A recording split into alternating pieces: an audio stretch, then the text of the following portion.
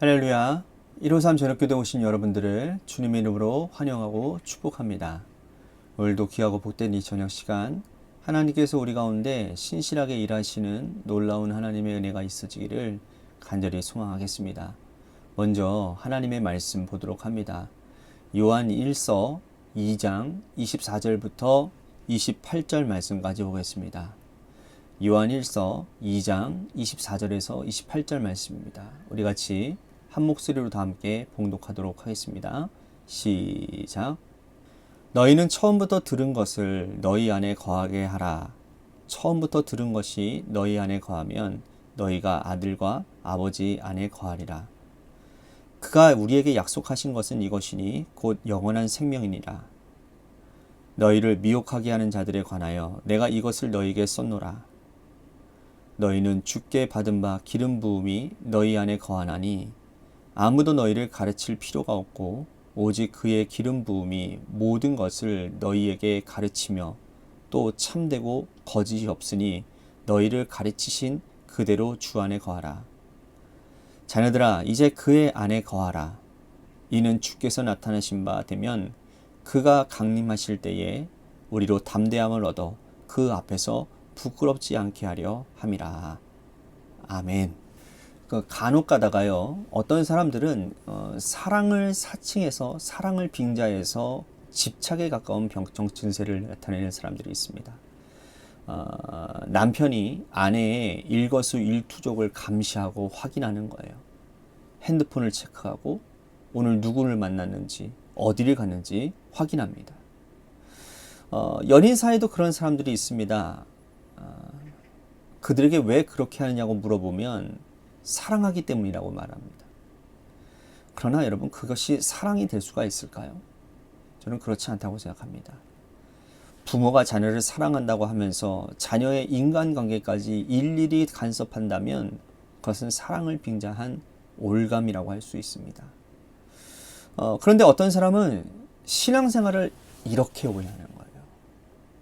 원하는 곳에 마음대로 가지 못하고 주일날 교회 봉사하는 성도들을 보고 답답하게 교회만 매여 있다고 얘기를 합니다. 이들은 이 기독교 신앙을 오해하고 있는 것입니다. 여러분, 예수님은 우리를 그런 식으로 억압하거나 간섭하거나 집착을 보이신 일이 없어요. 기독교 신앙은 여러분, 말씀이라고 하는 이런 울타리의 큰 울타리 안에서 자유를 누리는 과정입니다. 자, 오늘 말씀을 통해서 사도 요한은요, 그의 안에 거하라 라고 말씀을 합니다. 그것은 종속되라 라는 의미가 아니라 예수 안에서 온전한 자유와 평안을 누리라는 말씀이라는 거예요. 자, 먼저 28절 말씀 보도록 합니다.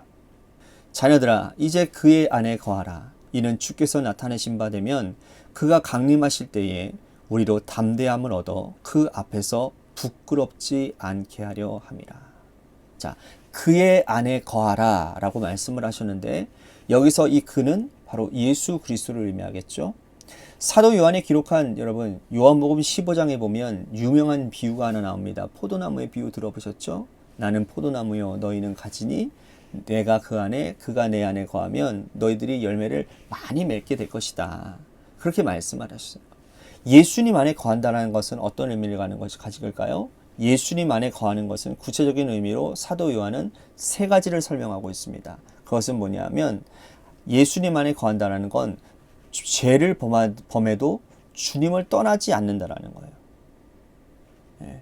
사람들은 연약하고 죄악된 본성을 가지고 있기 때문에 예수님을 뒤를 따라가다가도 가끔 넘어지고 또 죄를 향해 달려가고자 하는 욕망이 생깁니다.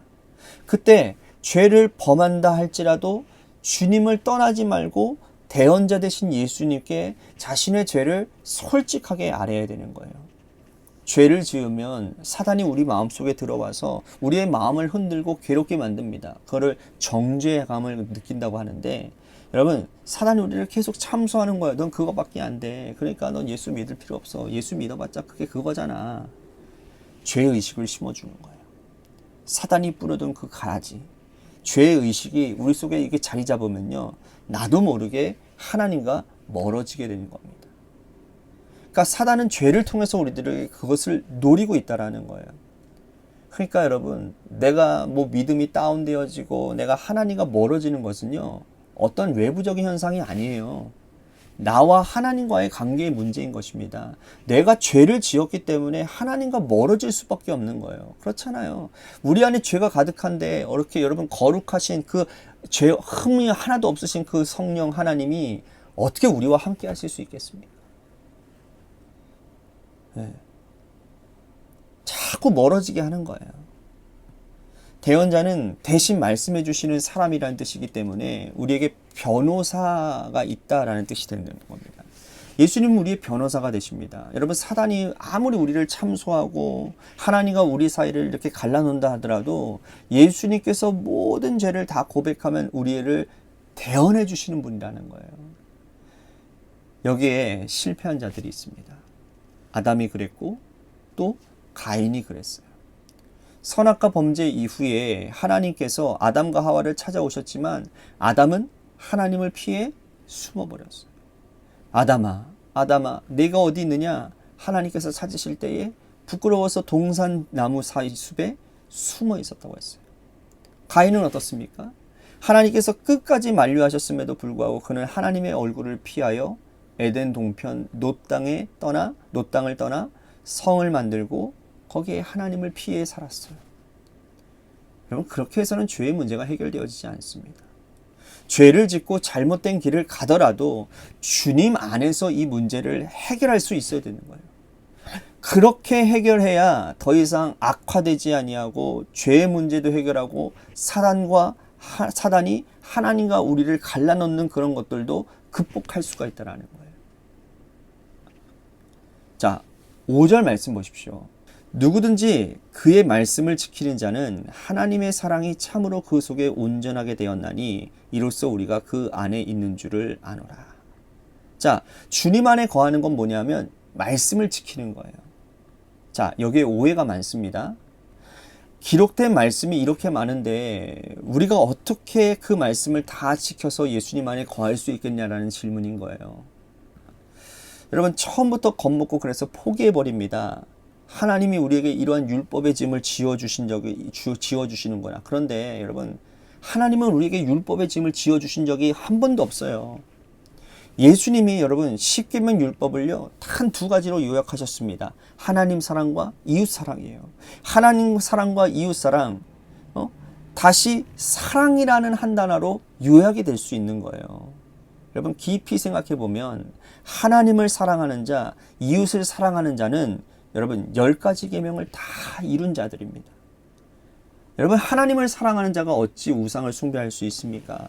하나님을 사랑하는데 어떻게 망령되이 그 하나님의 이름을 일컬을 수 있고, 하나님을 사랑하는데 어떻게 안식일을 지키지 않을 수가 있겠습니까? 이웃을 사랑하는데 여러분 부모를 당연히 사랑하고 간음, 살인, 도둑질하지 않겠지요. 이웃을 속여서 빼앗아가는 일도 없고 이웃의 소유를 탐하지도 않겠지요. 당연히 하나님을 사랑하고 이웃을 사랑하는 자는 모든 계명을 다 지켜 행할 수 있는 거예요. 여러분, 하나님의 본성 가운데 가장 중요한 것이 이 사랑이기 때문에 말씀 안에 거하라 라고 하는 의미는 뭐냐면 예수님의 사랑을 닮아라 라는 의미인 거예요.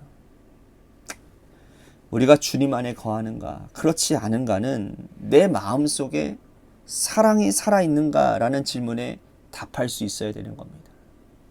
하나님을 사랑하고 이웃을 사랑하는 자들은 누가 뭐라고 해도 주님 안에 거하는 자들이거든요. 부디 하나님을 뜨겁게 사랑하시고 이웃도 많이 사랑하셔서 주님의 사랑 안에 거하는 그러한 믿음의 백성들이 다 되시기를 바라겠습니다. 또한 세 번째 그의 안에 거한다라는 것은요, 24절 말씀을 보시면 알 수 있습니다. 너희는 처음부터 들은 것을 너희 안에 거하게 하라. 처음부터 들은 것이 너희 안에 거하면 너희가 아들과 아버지 안에 거하리라. 자, 처음부터 들은 것을 너희 안에 거하게 하라 라고 말씀을 하세요. 이 말씀은 첫사랑을 가지고 예수님 오시는 날까지 붙들고 가라는 말씀이에요. 사도 요한이 이 요한계시록을 7교회에다가 보낼 때에 이 가운데 에베소 교회에 대한 말씀이 뭐였죠? 첫사랑을 가지라는 책망이었거든요. 어디서부터 떨어지는지를 돌이키고 다시 시작해서 처음 행위를 가지라고 말씀을 하는 거예요. 여러분 신앙생활에 첫사랑의 뜨거운 열정을 주님 오시는 날까지 간직하는 게 굉장히 중요합니다. 우리는 주님 처음 만났을 때 가졌던 그 사랑과 그 눈물의 의미를 우리는 계속 가지고 가야 되는 거예요. 때로 낙심하고 실망하고 믿음 생활에 견고하지 못할 때 다시 첫사랑의 열정을 회복하고 처음 주님께서 주셨던 말씀을 다시 붙잡고 회복하는 것이 무엇보다도 중요하다는 거죠. 야곱이 베델로 돌아와서 하나님의 사랑을 회복한 것처럼 우리도 그 안에 거하기 위해서는 이것이 가장 필요하다는 겁니다.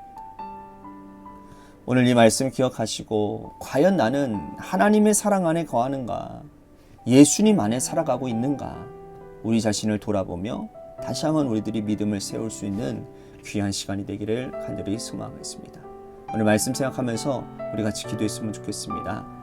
주님 안에 거하며 진실한 기쁨을 누리는 인생 되겠습니다. 뿐만 아니라 죄를 지어도 떠나지 않고 주님 말씀 지키며 살아가겠습니다. 오늘 말씀 생각하면서 우리 같이 기도했으면 좋겠습니다. 또 한 가지 우리 교회를 위해서 간절히 기도하기를 소망합니다. 하나님께서 세워주신 주님의 몸된 교회가 교회다움을 회복하게 하시고 성도다움이 회복되어지는 은혜가 있게 하여 주시옵소서. 하나님 앞에 진실되게 행하는 그러한 한 사람 한 사람들이 일어나는 그런 교회가 되도록 인도해 주시옵소서라고 우리 말씀 생각하면서 또한 우리 교회를 위해서 기도했으면 좋겠습니다. 또 한 가지 우리 내일 입원하시는 우리 박우자 권사님 모든 수술 일정 가운데 하나님의 은혜가 있게 하시고 하나님 인도해 주시옵소서라고 또한 우리 김순환 권사님을 위해서도 여러분들 기도해 주시기를 바랍니다. 또한 마지막으로 여러분들의 삶의 자리와 여러분들의 자녀들을 위해서 기도하시다가 시간 돌아가시기를 바랍니다. 노래 끝날 때까지 우리 같이 합심하여 기도하도록 하겠습니다. 기도하시겠습니다.